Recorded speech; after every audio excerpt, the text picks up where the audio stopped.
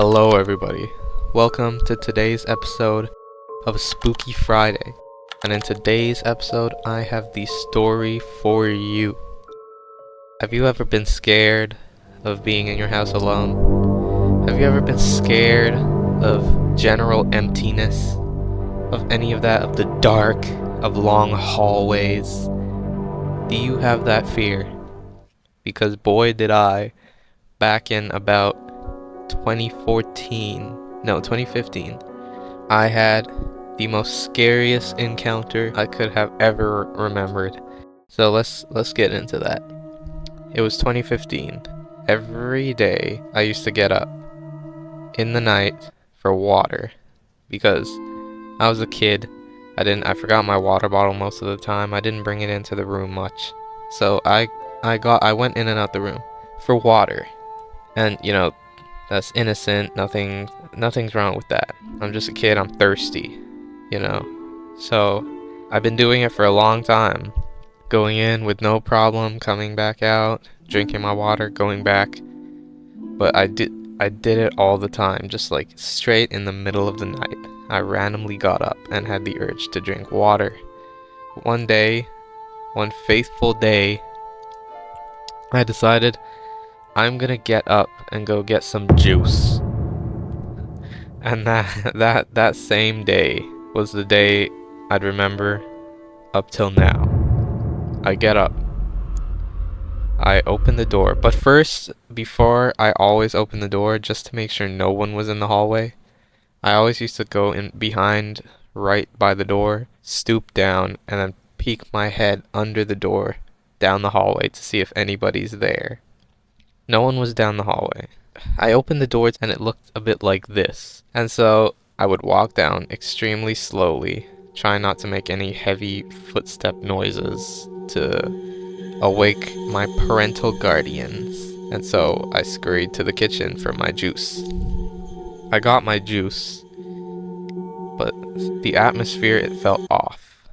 Everything just felt off. I was standing in the kitchen, one light over me, in the dark, in the middle of the night, at about 1 a.m. And it's just dark, the one light, something is off, but I don't really take that into consideration.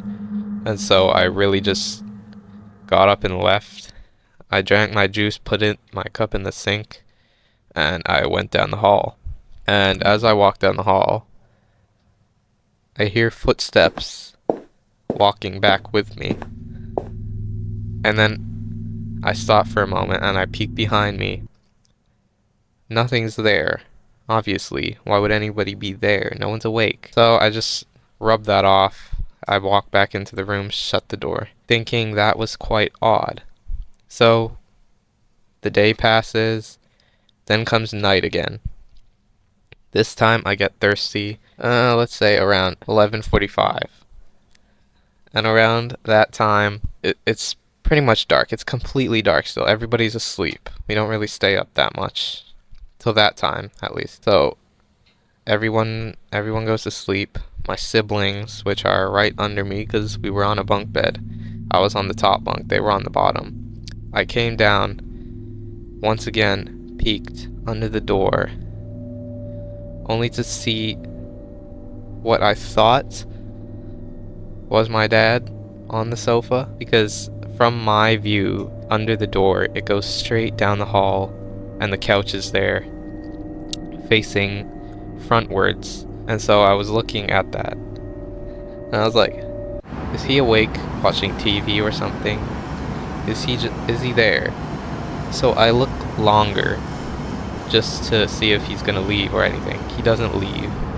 So I'm starting to think I might be tired. I'm probably just seeing things. So I decide, I'm gonna slowly open my door.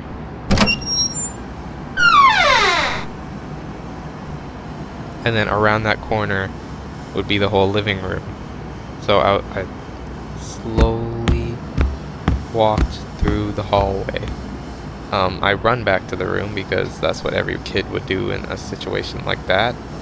Unless, you're different, but hey, whatever. I go back into the room, And with that feeling still behind me, I decide, I'm gonna peek under the door. One last time, even though I'm not going back out there. I look under the door, and I see the same legs on the sofa. With my main character mentality, I decide, you know what? Let me go out there myself. I fully open the door, but quietly. Still trying to tippy-toe, just so I don't wake anybody up. Slowly and steadily walk forward. I see it. It's not sitting anymore. It's standing, but in the same spot, facing the same direction.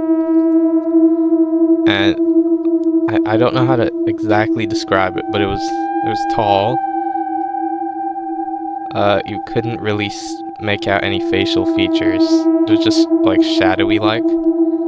But now it was standing. And now I was scared. And then I see it. I see it move, and then my heart's beating out my chest. I'm like feeling like I'm not thinking at that moment. I'm just looking and observing, not knowing what's going on. So I look at it one last time before it fades. Right there, it fades. It just fades, it poofs. Not suddenly, but slowly. I slowly start seeing it visually disappear out of my vision. And with that, I was like, yeah, I'm going to bed. And never again have I ever experienced that. That same scenario, because that house we moved out of a long time ago. But yeah, that brings us to the end of our spooky scary Friday. See you next Friday with an even scarier tale than this. And I'll catch you next time.